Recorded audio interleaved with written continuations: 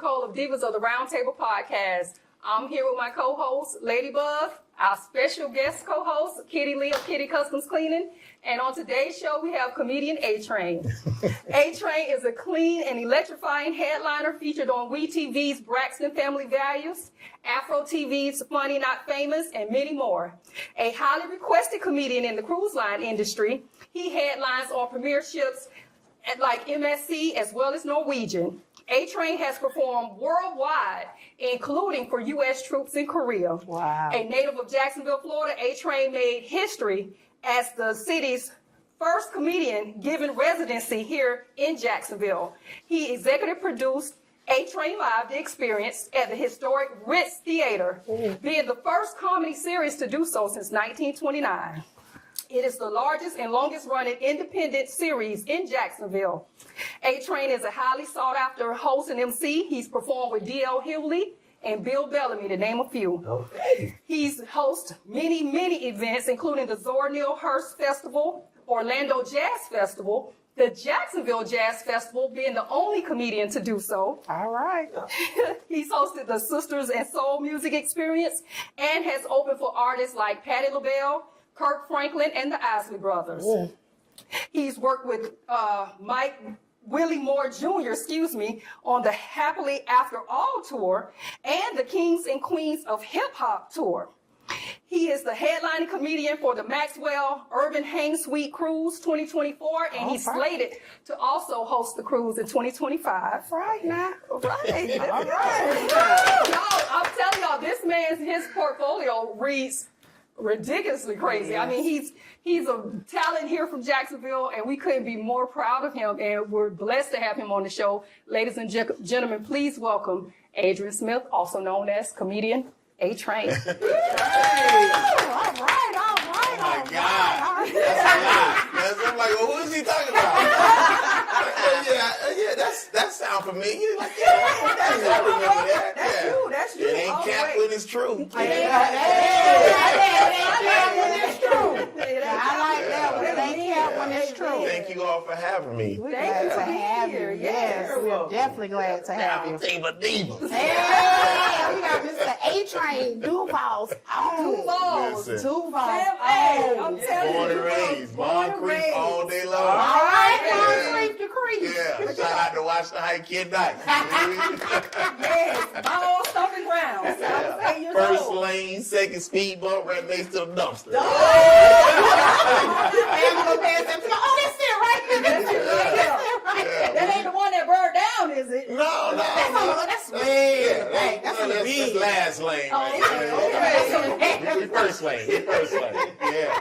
We used to walk the Rains pool, but we rode a bicycle back home. You know what I'm talking about? That was my right. It was a blessing is what it was. I know that's right. It was a blessing, yeah. I figured if God could lay a ram in the bush, he could lay a bicycle on the bush. I know that's right. That's what's wrong with people today. They don't know God when they see him. Exactly. And I do. Blessing right there, God. Right. So my homeboy, get on the handlebars, Greg. He's like, why? I said, because God did it again. Yeah, man. Born and raised right here, Yes. man. Moncrief all day long. All right. Yeah. So thank y'all for having me. All right. It's a pleasure having you here on the show, man. Yes. I couldn't wait for it to happen. Once we talked about it and kind of finalized everything, that was just like the buzz, man. We was getting things going. Everybody was excited.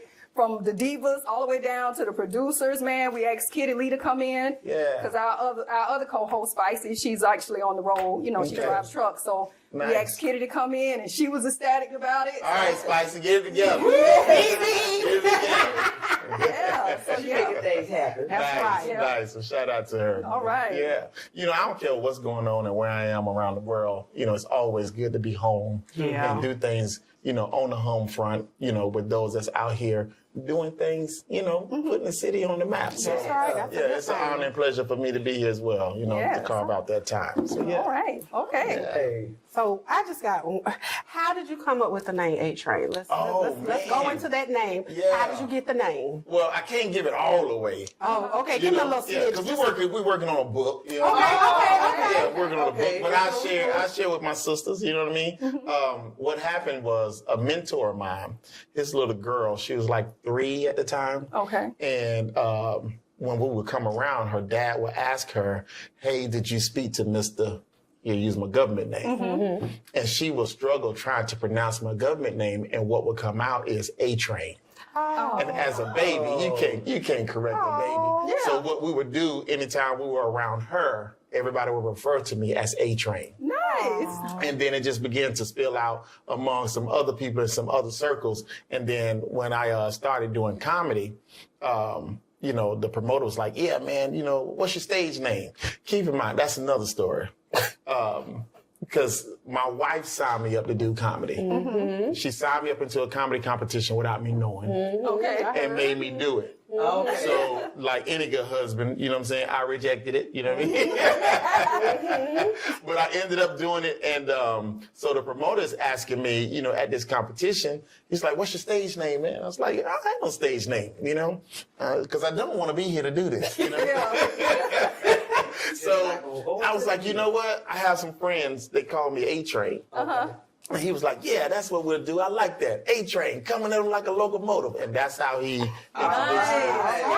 And at this comedy competition that I only agreed to do just to shut my wife up, I ended up winning. Okay. And then the rest is literally history, because 2 weeks after performing at this other comedy show, which was the prize. If you won, you got a monetary gain, and then you got 7 minutes to open up at this other show. okay. That was a sold out show at the Florida Times Union. Okay.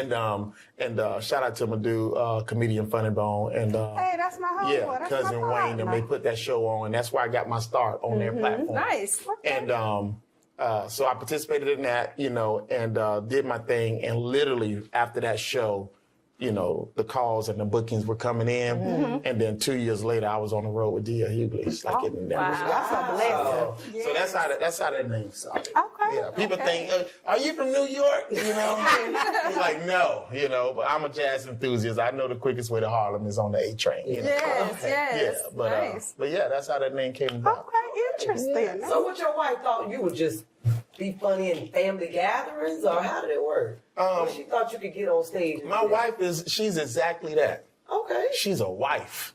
You know what I mean? And wives, they see around the corner. You know what I mean? Yes. And even before we were dating, we were just hanging out. We had just met, had been hanging out maybe about 3 months. And I don't think we were officially dating, just hanging out. And she said to me then, this is 26 years ago. Okay. She was like, you need to be doing stand-up. You ever thought about doing stand-up? You need to be doing stand-up. Yeah. And keep in mind, like back in those days, she was operating as a publicist Okay.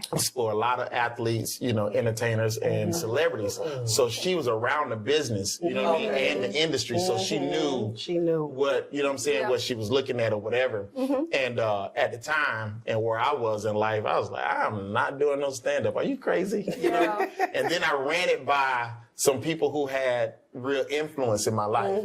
And I saw them shoot it down. Okay. And when I saw them shoot it down, I was like, oh, I ain't going to entertain that ever again because of how these people were in my life. And, but let's just go ahead and put it out there. My pastor and his wife, they was like, hey, I ain't doing no stand-up. So I was like, well, this girl's the devil. Some people have She is trying to pull me out of, out of the church, you know what I mean? And but she was stuck on it. And she didn't care what they said to her and what they said to me about it. She knew what she saw. Okay. And she even took some steps forward after that to try to rope me into a function that was going on. It's like, he needs to be the host. He needs to be the comedic host. And they shot it down, even then, like they were adamant that that's a no-no. You know what I mean? Wow. So about maybe about 11 years after that, I I started hosting events. And she saw like what was going on and how I just like had everybody rolling, you know what I mean? And she was like, that's it, I'm tired of talking to him.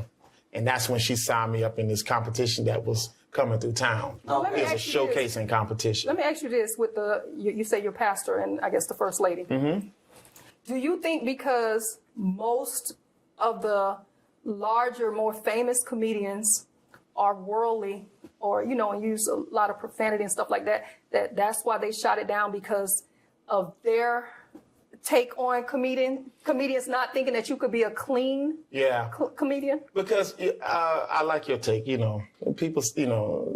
There's a statement that says the purity of heart only sees purity in others. So that's very noble of you.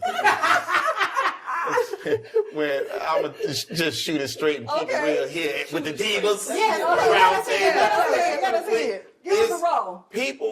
People judge things based on their limited understanding. Yeah. That's what I was thinking. It's not even that deep. Yeah. It was a situation where that particular environment that I was raised and reared up in, because I was raised at Kojic. Oh, okay. You know what I'm saying? So it was deeper than, well, maybe they have never heard of a clean comedian.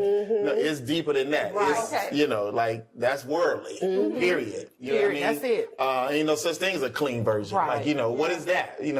And keep in mind too, like 26 years ago, comedy really wasn't what we see it and know it to be today. Right. Yeah. You know what I mean? Because 26 years ago, Def Comedy Jam hadn't even popped off yet. Okay. You know what I mean? So your Jonathan Slocums, you know what I'm saying? Your Ricky Smileys, Right. your Michael Juniors, Okay. you know what I'm saying? And, Willie Brown with the puppet. Oh, None of comedy wasn't as accessible today as back then as it is today. Yeah. So it was just a real taboo thing. Yeah. And no fault to them, you know what I mean? I'm just literally saying what the situation was. Yeah. And what happened was, for me, I had to grow in my understanding of, what a walk should be. Right. Okay. You know what I mean? And then that's what allowed me to kind of be free or open to it. Because I realized that, I had came across some teachings or whatever, and that kind of that added to me having an understanding of doing what I'm doing today. Okay. Like there are certain things that, people feel that God called them to. Right. And most times you find that just in the religious sector. Yeah. But, through some teachings that I came across, I found out that, oh, wow, just like he appoint people in this direction, he also appoint people to other directions, business mountain, entertainment mountain. Right. And, and so it was just some blockage that was on my mind that had to break off. And I realized, you know what I mean? It's like, it's no different than you going to work. Exactly. It's like, do you have a trash man saying, oh, I'm going to pick up trash only but the houses who go to church? It's like, like, no, man, pick up the garbage. You know what I mean? And go home. You know what I mean? So it was something in principle to that degree that allowed me to do what you normally do. Be yourself. And in comedy, the only way that it really works is that you have to be your authentic self. Exactly. You know what I mean? So I don't have anything against my fellow comedians who use profane or vulgarity on stage. If it works for you, have at it. Right. But as for me, I don't really look at it like, oh, you're clean. You're like, no, I'm just me. And if I don't talk a certain way off stage, then I can't get on stage and try to carry that out, because you can have the perfectly written joke, but if it's not you or coming from a real place or authentic place, the crowd will be like, it still won't hit. It's something missing. You know what I mean? And then you get me up there to cussing, and because I don't curse, I put cuss words with the wrong cuss words, and I blow the whole joke. Right. Like, what did you say? You know what I mean? So it's like, it's important that as a comedian, you have to be yourself on stage, whoever that is. Yes. You know what I mean? So that's where I am with the craft. I mean, because people like to, if you're not careful, they do it out of love, and quote unquote support, but you have to be careful not to have people boost you up or put jumper cables on you, because while they might be lifting you, so to speak, in this area, but at the same time, they're pitting you against the very people that is in your lane. Yeah. Yes. And I work with D.L. Hughley. He's not clean. Yes. You know what I mean? So, church people are like, oh, God called you out there to be the light. That's not good at your church. I can't go in the green room like, yeah, God called me here to be the light. So we dark. So that's why I let people, do whatever works for them in their tribe, in their world, in their circle. I like that. And I don't let it penetrate who I am and what I'm doing. I understand, that there's a market that they really appreciate comedy that doesn't have profane language in it or any vulgarity.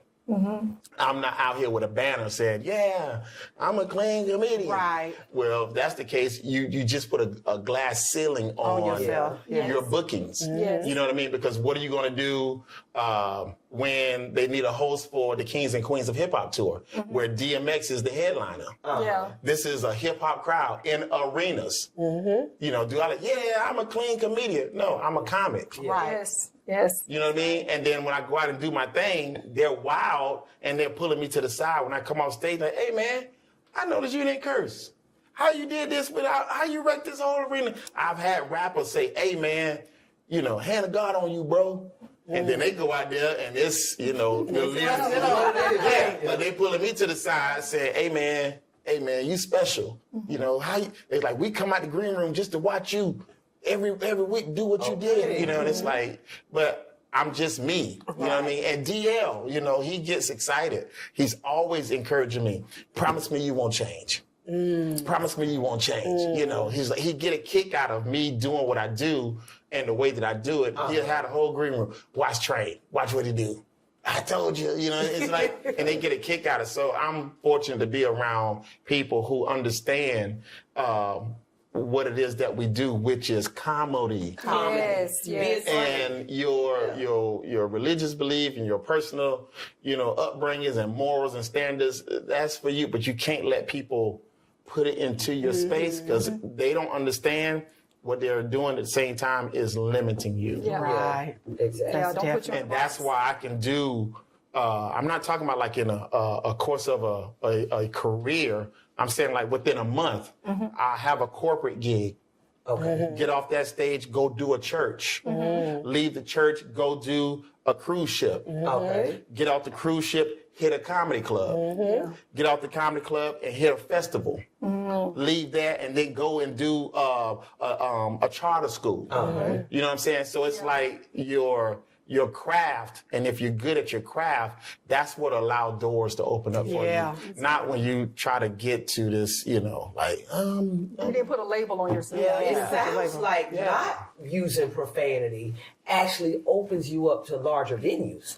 To different type of Just venues. diversity because overall. Now you can go anywhere versus if you were known and you were using profanity, they might be scared to book you at certain, for certain events. Yeah, and that happens. And not to, I wouldn't say what you're saying is incorrect. I just say it's incomplete. Okay. Because you know what gets you to booking? Being funny. Your talent. Your talent. Being funny. And I'm telling you, because there's a lot of clean comedians out here, they're not working. Yeah. You know what I'm saying? If I was to embrace like what people throw out there, if you clean, you can get, and you got some clean comics that I know right now sitting home waiting for the phone to ring. So I really can't say like, that's it, because there's a lot of clean comedians out here not working. Yeah. So my point is, I don't know what the it factor is, but I know the bulk of it is you just gotta just works. Yeah, it works. It works for you. Yeah, really well. yeah, it does. Because they know they can hire you and not be afraid that you They may. trust it. Yes, they trust you and your talent. They trust Yeah, trust so you. I agree with. Yeah, I agree with you, Sam. Yes. Yeah, You're funny and you don't use profanity, so I could just book you for whatever. yeah. For any crowd. So one of the questions, being one of the most requested and booked comedians in the cruise line industry is quite an accomplishment. Can you tell us about your experience performing on cruise ships and how it differs from other settings? Yeah. First of all, I love working on cruise ships because That's a platform that allows you to work a certain muscle that you can't really exercise by doing shows at a local club or on land. Because on a cruise ship, the diversity is so vast. Yes. Like in one setting, you can have people from everywhere, all different backgrounds, all different age groups, and different cultures and different experiences. Which means as a comic, now, how much joy I get out of Duval, Moncrief, they don't know what Moncrief is. They don't know what Rain Spool is. And while that is hilarious to us, you know what I'm saying? I can't get on that major platform with 1,200 people sitting in the audience and thinking they're going to connect with it how I just connected with you all. So it allows you, so working on a platform like that, it forces you as a comic to raise your level of material. You know what I mean? Because when you're performing on land or at a local club, we deal with a lot of what we call low-hanging fruit. You know what I'm saying? I can just talk about Moncrief. And I got him. You know what I'm saying? But on the ship, I got to come up, on a global platform, really. And I can use my Moncrief joke, but now I got to package in a way to where they can relate to it. Because you want them to connect. So that's why I really love working on platforms like cruise ships because of the diversity. Because every country could have a Moncrief. Every city around the world has a Moncrief in their area. So as a you make comic, it universal. Exactly. And as a comic, it's my job to flip it in such a narrative where they understand their local Moncrief. You know what I mean? And the things that pop off on Moncrief. So I love that. And it's a muscle that it just allows us to have. I saw you on a cruise and you were hilarious. I appreciate that. I really did. I appreciate that. I knew you were from Jacksonville, but I could never get to you. I just saw you, performing. That's what's up. See what the liquor package do? That's all. They have me in the audience just laughing. So let me ask you another. What are your thoughts on the audience members out of hecklers that they take it too far? Oh, well, first of all, if you're getting heckled, it's because you're not funny. They can't laugh and heckle. Yeah. So I don't really I don't have a lot of stories of being heckled. That's But because of the capacities that I'm mostly performing in, like the cruise ships, and used to have the ship you saw me on, they used to have 11 o'clock show. You know what I mean? And by then, they've been out on that island drinking. All the time. They was drinking when they woke up. They started off with the Bloody Mary, you know what I'm saying? And then by 2 o'clock, they got 3 drinks left on their 15th drink. You know what I'm saying? Exactly. So when they get to port, and now they run around drinking that tequila or that white Hennessy, you know what I'm saying? And then they come at your show at 11 o'clock at night. Listen, you bound to have some type of outburst. But then, because of the environment, you can't view it as heckling. It's just the show. You know what I mean? So that's, I don't know if that answers your question. I got it. Thank you. Yeah. You got something for them, kid? So do you really I just want to know the difference when you're doing your own show and then when you're hosting. Yeah. What's the main difference in those and which ones do you really like? You want to have them both. Because again, it's like being in the gym. You know what I'm saying? You don't just want to work on chest. You know what I'm saying? You want to hit them traps. You know what I'm saying? You got to hit them legs. Then you want the full body. Right. And you got a lot of people. They look real good from up here. Right. And it's a lot of things that you can cultivate as a comic in the role of a host. You know what I mean? Because as a host, most times, if you're hosting a comedy show, you got about 7 minutes from when you first come out. You know what I'm saying? You hit them with the 7 minutes, introduce the next act. You know what I'm saying? If you're hosting a concert, like an arena show, you're going to be on stage at least 5 to 6 hours. Okay. Because it's a lot of downtime in between each band. Okay. And set up, you know what I mean? And as the job of the host, my job is to distract you from breakdown and setup. Yeah. Okay. And, you know, I'm not the DJ. DJ spin music. You know what I'm saying?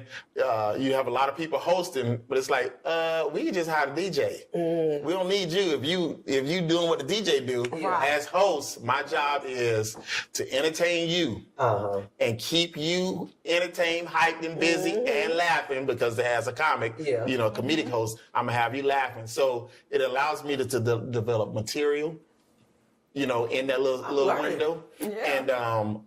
And then you take some of the stuff that you did in your hosting, and then you can stretch it out and build on it or add to it when you're featuring or when you're headlining. And it's like, you ever seen a comedian where it's like, man, the last guy, because people don't understand headline features and openers. They be like, the last guy, he wasn't as funny as the first guy that came out. We enjoyed that first dude. They don't understand. The first dude had 7 minutes. So he take all of his big jokers, deuces, aces, you know what I'm saying, kings, and he gonna pack it in that 7 minutes, and he hitting you with all closing. All closing, we call them closers. He hitting you with all of them. Boom, boom, and he's out. And y'all like, oh my God. Now you take that same comedian and give him more time. Say you don't have 7, now you got 30 minutes. Now he got to throw in a whole bunch of face cards, and you be like, "What? That ain't him." Like those people, when you think about it, you see them on TikTok and they do the little skits, and you often wonder, are they funny for a long time? Or are they funny for just 90 seconds? You know what I mean? That's that 90 seconds of fun. Yeah, you can edit anything, chop it up for a nice little 60 or 90 seconds, but can you do 5 minutes on stage? So that's what that's the beauty of operating in certain roles, because it allows you to you know, to develop some material, and then it also keeps you sharp, you know what I mean, in other roles as well. Yeah. So I love doing I got a question real quick. I see you've had the opportunity to open and host. Y'all had some good questions. I almost feel bad because I love comedy. I'm like, don't nobody want to hear this but me. You know? I just want to know, like, you've had the opportunity to open for well-known artists in like jazz, gospel, R&B, hip hop.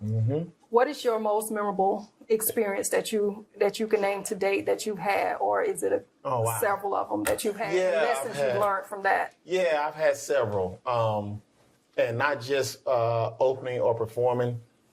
Some of them, you know, some of my most memorable moments have just been from being in the room, you know, and a fly on the wall. You know what I'm saying? Of course, you know, sharing the stage with people that you grew up watching on TV. Right. And then to look up and you're sharing their platform with you, or better yet, they've offered to share their platform, which is a whole nother level of thing. You know, humility that kicks in. And so I've had that, you know, that awe moment. And then I've had moments where, you know, now you're looking at these people that you looked up to, and you see them complimenting you on your craft and your joke. You know, like, man, good job. Like, you killed it, you ripped it. And you're like, really? You know what I mean? And so that's a feeling that, you know, you just can't replace. And then one of the ultimate is having these people that you idolize at some point come to you and say, hey, man, what do you think about this joke? It's like, well, you going to ask me? You've made millions of dollars off this, sir. Like, you know what I mean? You want me? You know what I mean? I called an Uber here. You want me? You know? And like, tell me, what you think about this joke, man? Should I say this or should I do this? And it's like, you know, and then in that moment, I have to balance out, you know, the mindset of not operating as a novice, you know, and realize just because they come to you with something, you don't usurp the situation and be like, oh yeah, here's what you need to do, knowing you don't have that equity in the game. Because a lot of times people confuse proximity with associate. Like, just because I'm around you don't mean that I'm on your level. Yes. You know what I mean? Yeah. So what I have to do, when I got approached by some comics that I, really, admire, and they've asked me about their material or a joke or a bit, I spin it around as opposed to like answering it all together and moving this. I go back to something that they already do or have done, or is their voice, their style, or some information that they've shared with me. I give it back to them. So really, it's you revamping your own stuff versus me operating as a novice. Like, oh yeah, he asked me. Yeah, I like. Shut up. You know what I mean? Like, so I've had those experiences, and then sometimes, like I say, you just in the room and you pick up some stuff. I remember, and this is not to name drop, I'm just sharing who was in the room. But I remember one time George Lopez told me, he was saying that, he said something that he does before every show. And he was sharing it with me. He's like, every time he comes out, he's standing backstage waiting for them to call his name, and he's looking around that room, that sold out show, and he's telling himself, why not me? And he was saying, he said to me, he was like, make me a promise every time you come out on stage, you tell yourself, why not you? Why not? Because a lot of times, we discredit ourselves and we'll build other people up. But when it comes to us, we'll find a way to kind of, eat away or dismiss it. And which is so dangerous, because as an artist, the only thing that we have, I don't care if you're a musician, comic, psalmist, whatever, the only thing that we really have as an artist is our confidence. And that's the hub. And you want to do everything you can to protect that confidence and build that confidence, because the craft is ever evolving. You know what I mean? Like, you'll never achieve what it is to achieve. It's always a pursuit. Yes. So, you know what I'm saying? The writing is always evolving. The jokes are evolving. The crowd, the audience is always evolving. But you as an artist, you have to make sure you stabilize the fact that this is who you are and this is what you deserve, and you're doing what you need to be doing. Okay. So I've had those things as well. So were you saying, like, sometimes some of the big names may come and say, hey, what you think about this joke? Or asking your opinion about something. Do it make you kind of have like a Mama, I made it type of moment, to where, these people, like you said, that you idolize, now they're basically seeing you as a peer. Yeah. As one of their peers. You know what I'm saying? And just to get that realization, and it hits home to where they see me as an equal. They don't see me as just the little boy in the dressing room. You know what I mean? Yeah. And I think, and it's just my opinion, the danger in that is when I digest it like that.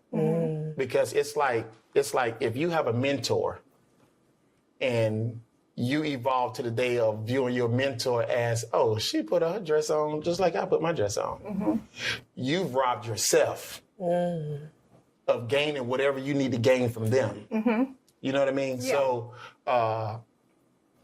what I tend to do is always respect the tenure in the game. Okay. I don't care how much they try to level the field. Because even when you level the field, I know I haven't achieved what you've achieved. Yeah, you haven't ran the race long enough. Right. And then I'm not going to, I need you to be that example for me. So I'm encouraged to keep doing what I'm doing, because this comedy life is hard. So whatever I've set in place that keeps me motivated, I can't let you dismiss that. You know what I'm saying? Because I'm going to tell you, it's like being in business. The only people who are excited to be in business for themselves are the people who aren't. Most entrepreneurs, we trying to make this thing work. Like, I ain't got time to be real. Oh, you a business owner? That's for the magazine, child. We trying to keep these lights on. You know what I'm saying? We strap, like, and it's like something else that I've learned from the OGs and vets in this game. Every time you're in that green room, if they're in a conversation with you, I don't care who they're talking to. Somewhere in that conversation, they're going to ask you, where you at next? And for me, a little sponge, I eat that up. Okay. Because I realize, it ain't about this gig. It ain't about the gig I did last month. That's done with. That's over. That deposit spent. Yes. What you got next? Yes. You know what I'm saying? And that's why I try to share with some of my other comics, fellow comics, and let them know it's like, you know, you can't park next to failure. You can't park next to success. You have to always keep it moving. Yeah. And the OGs are asking you for a reason. It's your job to pick up on that. Where you at next? They tell you don't lay down. Right. Yeah. Keep it going. Keep Right, it because, moving. you know, these little 7 shows that we doing this week, and that's it, that's gone. Yeah. You know what I'm saying? As a gigger, it's all about being booked. Yeah. That's like you said, you're not that comedic home waiting on the phone to ring. Yeah. It's all about who's working. Yes. Because you got a lot of comedians, they got specials, but they're not working. Yeah. You got a lot of comedians who are viral. You know, they post their viral video, but they ain't posting dates. You know what I'm saying? Yeah. So, you know, you got some folks who are well known for what they did back in the day, but they're not working. And, you know, the dude who grew me in this game and that I learned from, he always told us, you know, we leave work to go to work. Exactly. It's only 52 weeks in the year. Yeah. And as a comic and as an entertainer, we are giggers. You are just as good as your last gig. You dropping some jewels. Right. You Just dropping tell some us jewels. that. I'm listening to you, and I'm thinking about this book I read, 48 Laws of Power. And you just kind of dropped number one. It's like never outshine the master. Like how you were talking about, you constantly learning from them and not, they say, hey, how you do this? You know, they're giving you something, and then you're like, yeah, you just do it like this. You know, you learning from them. Yeah, I mean, you rob yourself. Yes. You know, and you'll have shows where people tell you, oh man, you better than you, funnier than the headliner. I have a job right in that moment, not waiting late and thinking about it. I tell them right on the spot, nah, that's impossible, man, but appreciate it. I like that. Let's go Because into- the day is going to change where you the headliner Yeah. and people out there telling all the openers. Yeah. You better. So you got to watch the seeds you're sowing. Yes. And you want to be around a team who understands. You can't blow my head up saying I'm better than whatever headline I'm working with when they the one that gave me the spot. Job gave me the spot, opportunity. Yeah. Yeah. But you have to. I'm telling you, you have to watch them pats on the back. And my mentor always told me, he's like, never get caught up in the claps. Okay. He's like because the moment you get caught up in the clap, you're gonna be affected by the boo. Yeah. Ooh. That's Okay, good. yeah. Ooh, keep that one. And as a comic, you gotta the ultimate place. My mentor told me the ultimate place for a comedian is to operate and perform from a level where you've said what you want to say, and you've done what you wanted to do, and whoever rocks with it, cool. Right. And whoever don't, cool. And you move on. But that's why you have your Chappelle's like, oh my God, they're boycotting him. And he's cool. He cool. Yeah, he good. Chappelle ain't nothing affect Because him. he didn't come out on stage for your clap. Right. And I'm telling you, it's a hard thing to climb. But once you get there, you don't ever have to go back. Because I'm telling you, applause, there's an adrenaline and there's a drug to it. Like things are happening in your body that cause you to get addicted.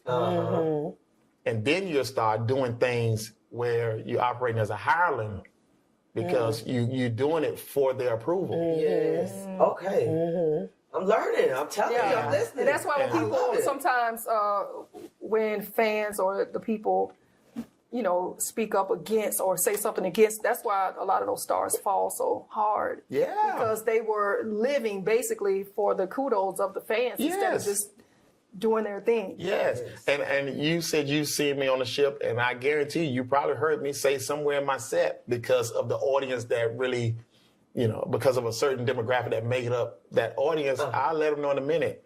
I'm not auditioning for you. This is my show. Yeah. This is your show. Amen. You can leave, or but I'm sitting there looking at me like, I'm not here for your approval. Okay. This is my show. I'm booked. Yes. You didn't see the marquee? Tell them this American already got talent. Right. American already got talent, man. And people be asking like, hey, why don't you go and you ever been on this? Talking about AGT and platforms like that. Yeah. And I have to let them know, I got to take off work to do that. I'm booked. Yes, All you right. booking business. Why I got to know go that's and right. audition to I'm working. Right. Yeah. And at the end of the day, and out of respect is the reason I'm sharing these names, not to name drop. No. But J. Anthony Brown told me this one time. We were in New York in Times Square. I was performing at a New York Comedy Club that week, and I ran into him. And he was asking me where I was doing, where I was at, and I told him. And he shared with me, he said, make me a promise. He said, promise me that you won't forget that this is as good as it gets. And I'm looking like, what? Like, I'm trying to, you know what I mean? Yeah. And he said, no, hear me out. He said, you're on the road, performing before a group of people you don't know, and getting compensated for it. Simply for sharing what you feel like is a gift. He said, that's all this is when you boil it down. He said, now, you can become more of a household name. You can, make more money. He said, but all that caters to your ego. He said, but when you boil it down, this is the gig. Yeah. On the road, before people you don't know, performing, getting paid, sharing your gift. This it. Yes. He said, so many people, they live their entire career chasing something only to get down the road and realize, oh man, I missed and overlooked exactly what this was about. What it was, yeah. And so I've always, so since that day, I became very passionate about my now. Good. Yeah. And I'm very protective of it because truth be told, this was just pillow talk one day. This was my wife saying, you know what you could be doing? And then if I was to really be honest, what I have experienced and what I'm in the midst of now, I hadn't even, envisioned it. Yeah. Yes. So I've surpassed what I even thought I could do. Yes. Why? How is it? Like, answer this.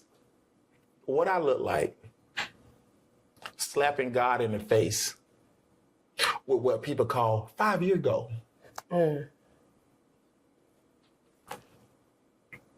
Telling God, you know what? I appreciate, taking me all around the world, slinging jokes full time for 10 years, taking care of my household, my family, having me do this, having me do that, these prestigious stages, da-da-da-da. I appreciate all that, but what I really want to do, here's my 5 years, here's what I really want. Yeah. It's like Joker, you wasn't even. Yeah. Do you realize where you were before you grabbed the mic? Yeah. It's like, who are you? Right. To tell me. But you my get job. around certain people, it's like, oh, this is the business thing. 5-year goal. And trust me, I have goals. Right. But I don't let them creep in and push out what's happening Other now. possibilities, yeah. Right. Yeah. They'll box you in. Yeah, they're like, what you want to do? Of course you want to do movies and you want to do this and that, but you gotta temper it. Yeah. Because the truth of the matter is, all we have is now. That's all we have. That's all we have. All we have is now. Lesson. Yeah. I had a gig. I was booked to do 7 shows one weekend with D.L. Hughley in Raleigh, North Carolina at Charlie Goodnight's Comedy Club. And this was something that he put out. Train, where are you on this particular date? Why, sir? What's up? I'm going to Raleigh. I want you to come with me and work with me on that show. Okay. Told us, man, set it up, put Train on that show. Cool. I go to Raleigh, and someone had told me of a barbershop to go to when I got there, but it was they were closed when I got in town. So I went to this barbershop in the mall. The show was that night, so I needed a cut. And I had, at that time, that's when the Mohawks were in, and I went to this barber. My hair was already in that shape. I just need you to clean it up. Yeah. I was in that chair. I felt it. The haircut was so bad. My wife walked into the barbershop And I saw her face and she just walked out. Oh no. The haircut was so bad. Oh. The owner of the shop came to me, say, hey man, I apologize. He said, you don't have to pay for this, bro. And, is there anything I can do? I said, bro, it's fine, man. It's cool. It's like, no. And they think you don't see what we see. Oh no. I said, it's fine, man. And I tipped the dude real good. And meant it. Dapped him up. Thank you, brother. Appreciate you, man. Mm-hmm. He's like, man, I'm my bad, man. He gave me a Mr. T mohawk. I am not exaggerating. Square one, just right here, and he cleaned all of. I look like Mr. T without the jewelry. Wow. My wife was in tears. Oh. I went and did that show, and the next morning I was on Facebook Live, and my homeboy Terrence Pickett. He called my phone after I got off that live. He's like, boy, what is wrong with your head? I said, oh, no, it's fine, man. It's hair to grow back. No, did you see your head? I was like, man, it's fine, man. He said, no, Train, bro, what is happening? I said, man, it's cool, man. I said, do you realize what I'm in the midst of? I said, one of the original kings of comedy, D.L. Hughley himself, who phone number runs from the White House to the lowest level comedian you can have around the world. His Rolodex is heavy. He had 7 shows planned this weekend. And guess who he asked to come and perform with him? Me. Yes. I said, I refuse to have God look back on these 72 hours after doing something this monumental for me. And when he go back over the records, he see this awesome blessing that he bestowed upon me that anybody in the world would love to have had. They would have did it for free, but you're getting paid to do it too? Yes. And paid like you're not an amateur? He's paying me well. Okay. And only for God to look at like these 72 hours and saw where I complained about a haircut. A haircut. I said, bro, I would have did this show bald headed. Yes. I said, do you not know what I'm getting ready, like what I've been afforded? Yes. From here on out, I can literally say I've worked with or opened up or performed with, and that alone brings in perpetual leverage. Yes. Right. Yes. But you want me to overlook all that for a haircut? A haircut. I'm passionate about my now. I say, bro, I'm fine. And I don't want to hear no more about it. He's like, all right. For real. Sometimes you got to just let them know. And I'm sharing that to let you know, when I say I'm passionate about and protective about my now, because I realize where I am and what's happening, in this moment, there was a time where I didn't even fathom, like in my own imagination. And who are me to say, but what I really want, I want to work with, Quentin Tarantino. Now I really see the reason for this book, and I'm ready for you to come out with it. Listen, I really am. Listen, I didn't mean to get into no, but you saying that, and I'm sitting here like, a few months ago, I never thought I'd be sitting here having this show. Yeah. Right. With you sitting here. Yeah. Yeah. I mean, this is... And I'm living in the now. Living in the now. And it feels Living in good. the now. Living in the now. I appreciate you. I appreciate you all. Yes, I appreciate you. For expanding my now. And it's just your humbleness, your humility. You haven't let this change you. You still, because sometimes when people get elevated, they forget everything. They forget about the simple things and the basic things in life that keep you and kept you going. Yeah. So you still stay grounded, and you still keep your humbleness, your humility, and you still keep your heart pure. Yes. So that's the blessing of it all, that you're able to keep your heart pure and focused on your purpose and what God has for you. Yeah, I appreciate it. But you know what? COVID taught us this is the only way to do it. It really did. When that pandemic hit, it leveled everybody. Yes. Wasn't no big eyes and little U's. It was like, girl, you got some toilet tissue? Do you got some Clorox wipes? There wasn't no big eyes and little U's. Nobody had tissue. Yeah. Who cares what show you just did? Do you have any alcohol? Yes. We were going crazy. You got any hand sanitizer? Real talk. I'm out of masks. I need that KN95. Do you? So I'm telling you, man, like, life should show you why you should just operate from the level of humanity. Yes. Because at any given moment, them big eyes and little U's will be level. Yes. That's a You know, you was born and raised, like you say, from Moncrief. Yeah. And you are very vocal about that. Like, how do you go about showing the world what Duval has to offer as far I'm as... so glad you asked that. Thank you. Thank you for asking that. Because there's such a negative connotation with, you know, our people who are from the hood. Yes. And, you know, white America and the white media, they tend to very, like, blow it up. right. Yes. And then they make it to be where this is a narrative only applicable to this demographic of people Right. coming from this particular area of the city. Yes. And I so hate that. Because me being from the inside and only hearing the negative stuff, that yes, it did happen. Right. But I mean, who goes to a country and be like, ooh, look what America did to this race of people for 300 years. And Yes. oh, look what happened in Chicago over the weekend. Like, you find that there's a dark person who only goes around trying to find the darkness and then posterize it. Right. Yes. Because growing up in the hood, while we had issues, but that wasn't the totality of it. Right. Because in that same hood, there were you know, OGs and hustlers. You know what I'm saying? With street credibility. Yeah.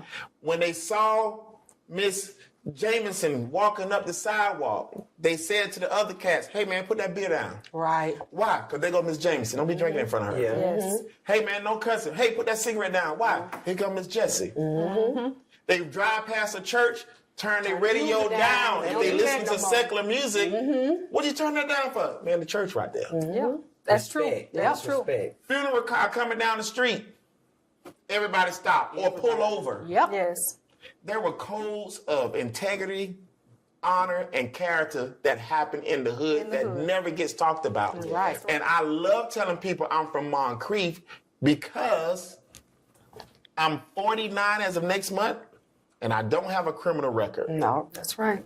I'm 49 next month. I've never smoked nothing in my life. All right. I've never sold anything in my life.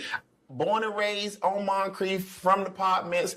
I've never tasted alcohol, not even by accident in my life. No wine, no champagne, nothing.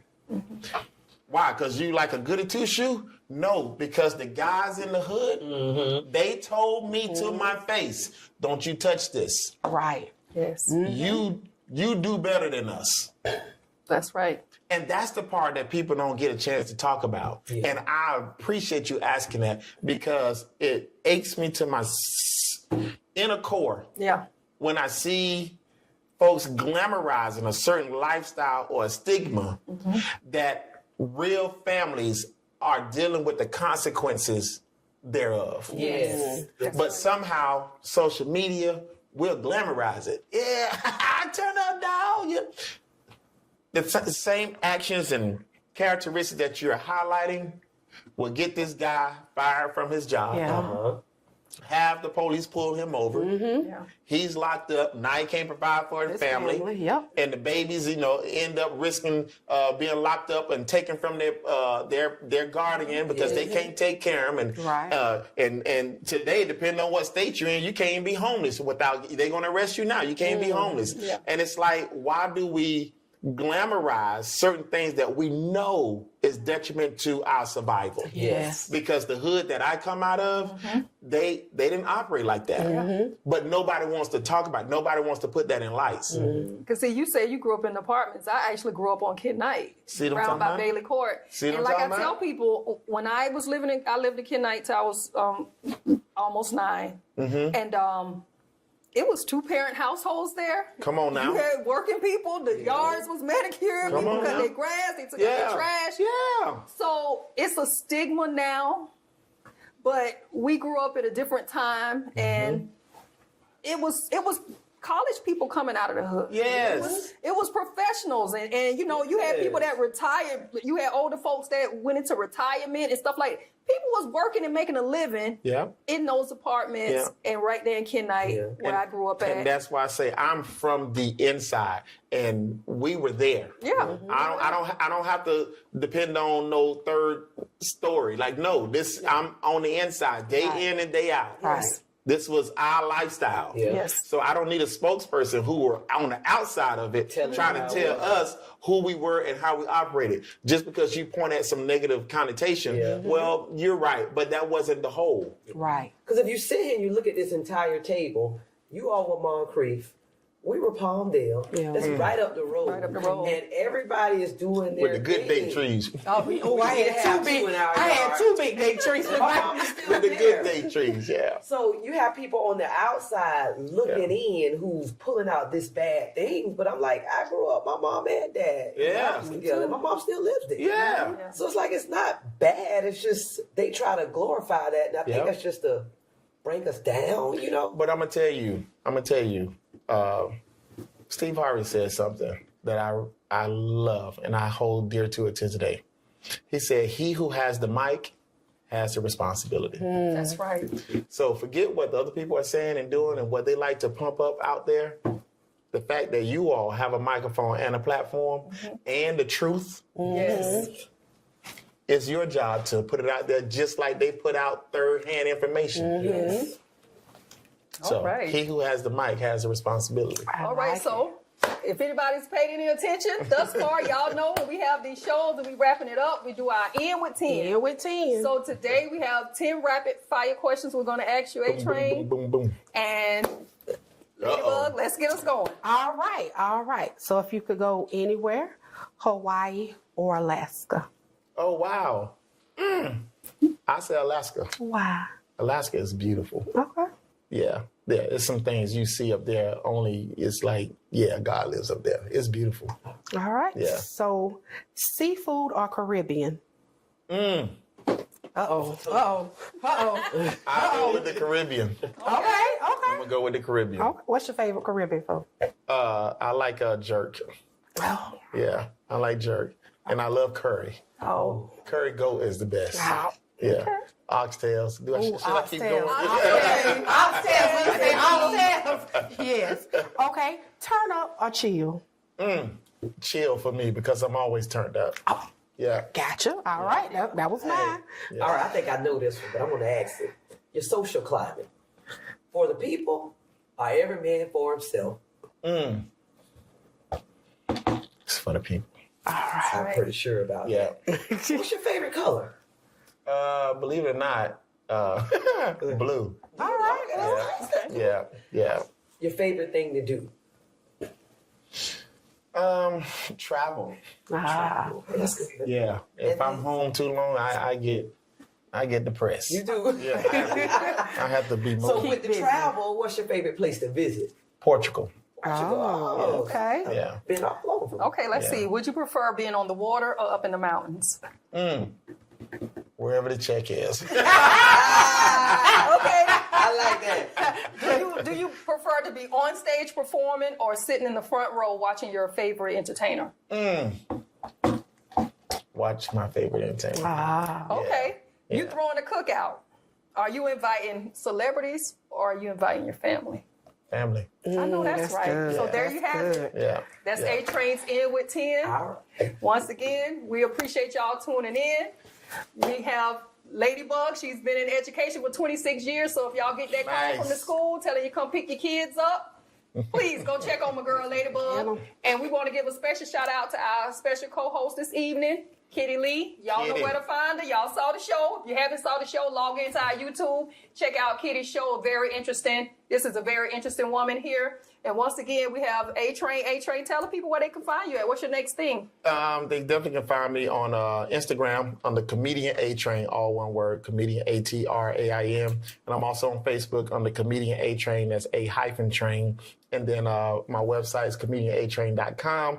And I have a show coming up August 2nd here on the home front. Okay. A-Train Live The Experience. It's my birthday show. So it's going to be on the 2nd of August, a Friday night. You can get tickets off of that at my website, comedianatrain.com. We got live music, Eric Carter, Brittany Westcott. You got Terrence Pickett, Gene.com. You got Comedian Hot Topic out of Dallas, and of course myself. And we always get the people more than what they pay for. So it's more than comedy. A-Train Live is definitely an experience. All right. Okay, that's it. And once again, if y'all think of anything involving love, peace, and prosperity meaning money, but I'm going to expand on that, and good health. Y'all be like the girl, Nikki Nicole. Y'all be blessed. Have a good night.